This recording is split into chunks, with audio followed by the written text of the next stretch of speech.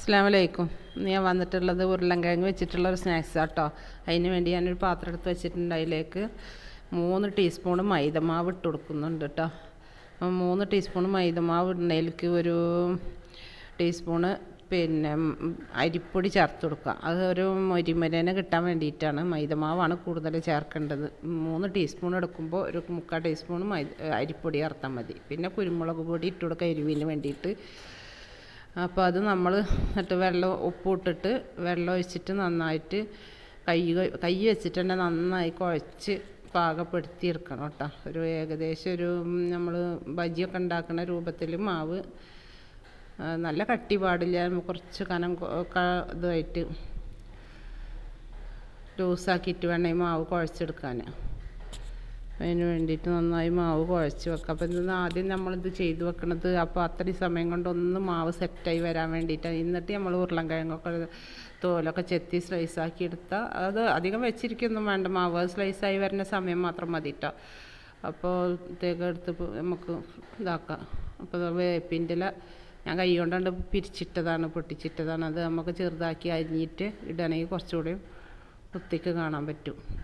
ഞാൻ പെട്ടെന്നാവാൻ വേണ്ടിയിട്ട് മക്കൾ നല്ല മഴയാണ് പുറത്ത്. അപ്പോൾ എന്തെങ്കിലുമൊക്കെ കുറിക്കാൻ വേണമെന്ന് പറഞ്ഞു നോക്കുമ്പോൾ പെട്ടെന്നൊരു ഐഡിയ തോന്നിയപ്പോൾ ചെയ്ത് നോക്കിയതാട്ടോ. അപ്പോൾ ഇതാ ഞങ്ങൾ 2 ഉരുളൻകിഴങ്ങ് എടുത്തിട്ടുണ്ട്. അപ്പോൾ അത് നന്നായിട്ട് കനം കുറച്ച് സ്ലൈസാക്കി വെച്ചിട്ടുണ്ട്. അതിന് നമുക്ക് മാവിലേക്കിട്ട് ചട്ടി ചൂടാക്കി വരുമ്പോൾ അതാ ചട്ടി ചൂടാക്കാൻ വെച്ചിട്ടുണ്ട്. ഒരു ഫ്രൈ ഒരു കുഞ്ഞി ചട്ടിയാണ് വെച്ചിട്ടുള്ളത് കേട്ടോ. കാരണം നമുക്ക് ഈ വെളിച്ചെണ്ണ അധികം യൂസ് ചെയ്ത് തന്നെ വീണ്ടും യൂസ് ചെയ്ത് അങ്ങനെ എടുക്കാനുള്ള ഇഷ്ടമില്ലാത്തതുകൊണ്ടാണ് കേട്ടോ. അപ്പോൾ കുറച്ച് ഓയിൽ ഒഴിച്ചുണ്ടാക്കാൻ വേണ്ടിയിട്ടാണ് ചെറിയ ചട്ടി വെച്ചിട്ടുള്ളത്. കൂടുതലൊക്കെ ഉണ്ടാക്കുമ്പോൾ നമുക്ക് വലിയ ചട്ടിയൊക്കെ വെച്ച് ഞങ്ങൾ കുറച്ച് ആളേ ഉള്ളൂ. അപ്പോൾ അതിനുള്ളത് ഉണ്ടാക്കണുള്ളൂ. അപ്പോൾ അതുകൊണ്ടാണ് അങ്ങനെയൊക്കെ എടുക്കുമ്പോൾ ഞങ്ങൾ ഈ കുഞ്ഞിയ ചട്ടിയാണ് ഉപയോഗിക്കും.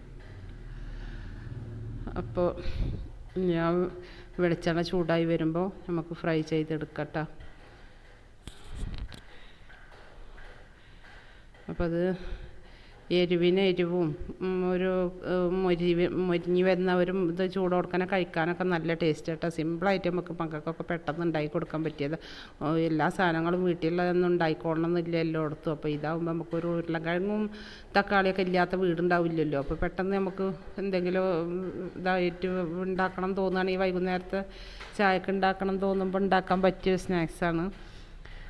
അപ്പോൾ അതുകൊണ്ട് എല്ലാവരും ഉണ്ടാക്കി നോക്കുക. അപ്പോൾ എൻ്റെ വീഡിയോ ആദ്യമായിട്ട് കാണുന്നവരാണെങ്കിൽ ഒന്ന് ലൈക്ക് ചെയ്യുക, സബ്സ്ക്രൈബ് ഒക്കെ ചെയ്ത് സപ്പോർട്ട് ചെയ്യണേ.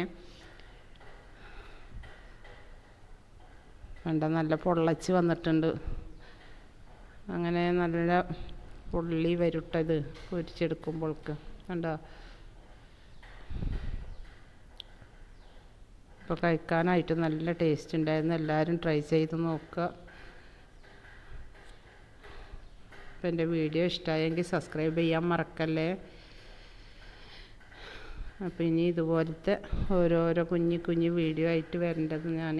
അപ്പോൾ എൻ്റെ ഈ ചെറിയ ചാനലിനെ ഒന്ന് സപ്പോർട്ട് ചെയ്യണേ. ബായ്, അടുത്ത വീഡിയോയിൽ കാണാം.